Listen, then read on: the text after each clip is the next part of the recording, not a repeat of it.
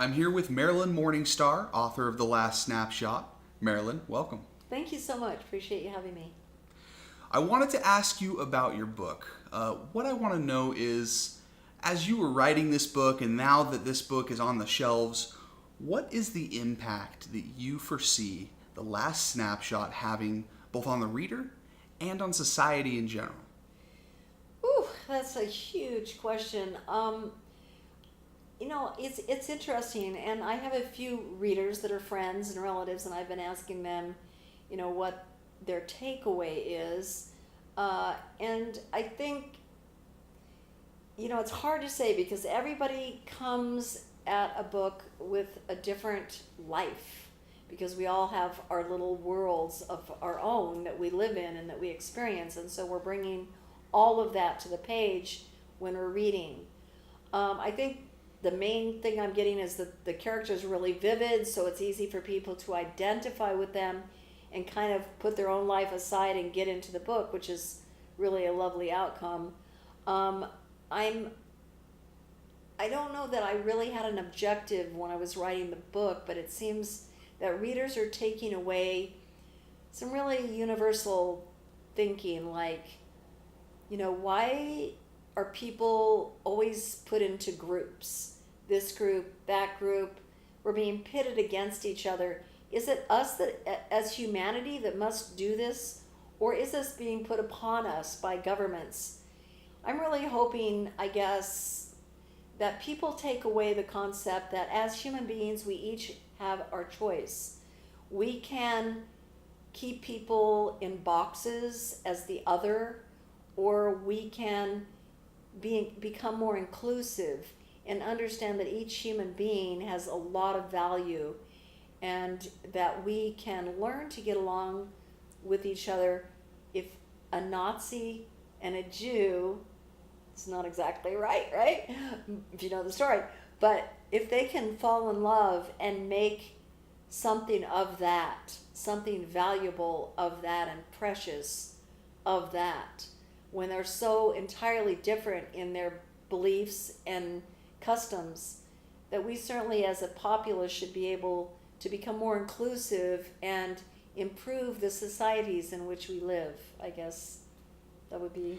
And your book is important because it was based on a true story. Certainly it was accurate to the actual history, and you did not exaggerate, you did not add things that were not there. How does writing a novel based on actual history compare with something that is completely made up?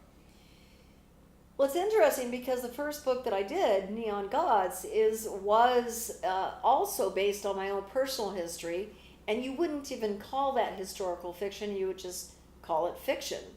But it seems like I can't write without basing it on my personal experiences somehow.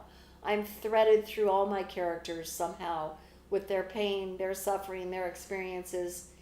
And I think historical fiction is maybe my niche, although the entire series of The Age of Force and Neon won't necessarily be considered historical fiction, but it is based entirely on either history or my personal experiences. And I think that because of that, I'm much more involved with my characters. I'm not trying to make something up to sell something to make money. Just whatever is in my heart is coming out on the page. I guess. And the readers are getting something unique because the way that you are able to take history and blend in the emotion that could only come from a personal experience is really vivid. And that's another thing about the book. The style and the way that it's written, the fast pace of description and dialogue really brings a unique type of style to this book. Really, when I was reading it, it read like a film.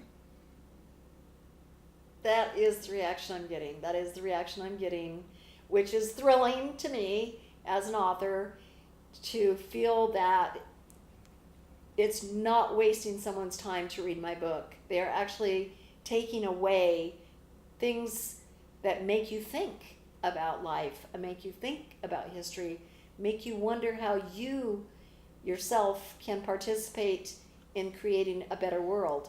And that's the response I'm getting from readers. And I'm so glad you said that, because it's just like the vivid part of the story, and how it's being received is, it's like a film. That's what they're saying. It's, they can see it in their mind as a film. And so I'm thrilled. And of course I'm hoping for a film. And we'll see what happens there. So this book is the culmination of your life's work. Yep. How does that feel?